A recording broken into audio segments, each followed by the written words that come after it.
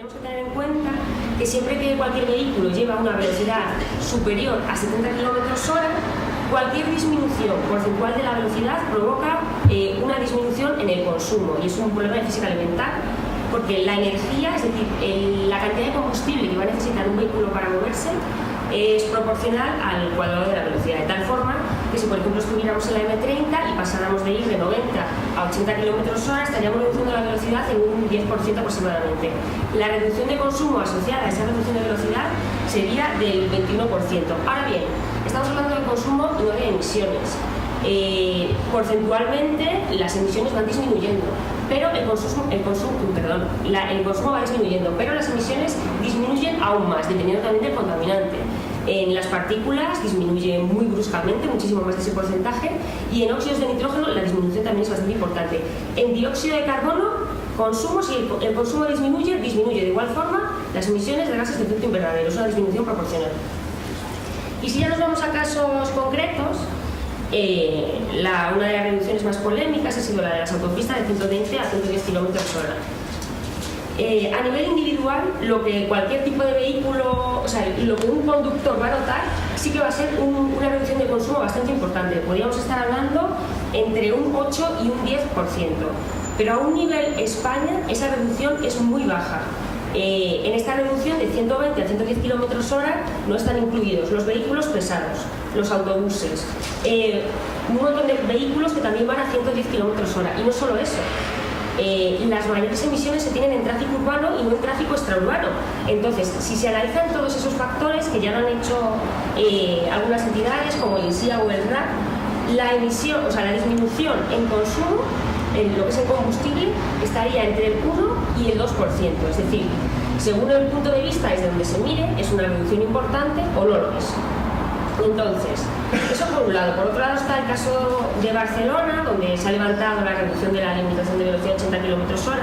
Aquí tengo algunos datos de un informe que se publicó en el plan de mejora de calidad del aire. Bueno, pues esta reducción hizo que el consumo se redujera en un 4 por 3%, pero las emisiones en un 11%. Para mí esta es una reducción bastante importante. Es decir, una reducción en zona urbana o más o menos extraurbana, es decir, lo que sería por ejemplo Madrid, en la M30 y en las autopistas de acceso a 80 km/h, podría conllevar una reducción de emisiones bastante importante, y además seríamos los propios ciudadanos los que veríamos sobre nuestra salud un efecto beneficioso bastante importante.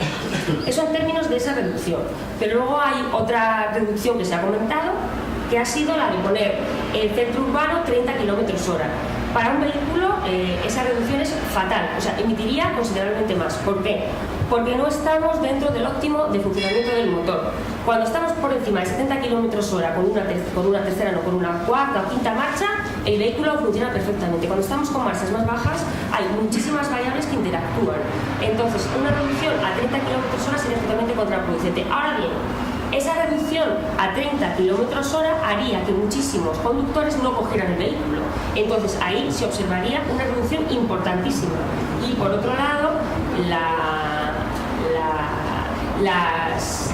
los accidentes de tráfico también se reducirían considerablemente. Entonces, o sea, visto ya no desde el punto de vista ingenieril, sino global, es una reducción bastante importante. Sí, yo simplemente insistiría que la decisión del gobierno nuevo que entró en Cataluña, en contraposición con la decisión del tripartito, ha sido realmente motivada por una demanda social, por llamarlo, absolutamente equívoca y perversa para ellos, por va a ir en contra de lo que decía Ida. Aparte luego pues la siniestrabilidad sí que ha habido, pues, ha disminuido de una forma impresionante. Incluso los talleres de chapa y pintura, por los alcances que habían disminuido tanto que andaban en crisis también. Pero aparte de esto, realmente es una medida. Nosotros hemos estado reclamando desde Ecologistas en Acción la implantación de esta medida en Cataluña, y como ejemplo, pues se ha hecho en otros ámbitos europeos también, de que se implantara aquí. Y aquí ya tiene que ver, ya no solamente el ayuntamiento, sino la comunidad también, porque hay carreteras de competencia de la Comunidad de Madrid y también estatales, toda la red de carreteras estatales que hay aquí. Entonces había que implicar a todos los organismos que tienen competencias sobre el tráfico en definitiva. Emilio.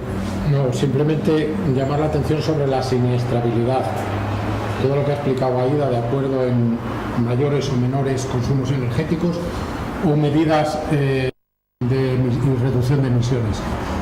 Pero sí que se observa en las carreteras una mayor siniestrabilidad del transporte de mercancías, la sustitución de camiones por vehículos ligeros, la velocidad exagerada de estos vehículos ligeros, la presión empresarial sobre el conductor para que no tenga paradas o para que llegue en un tiempo muy ajustado, está creando problemas. Entonces creo que todo hay que mirarlo conjuntamente y creo que el tema de la siniestrabilidad tiene mucho peso.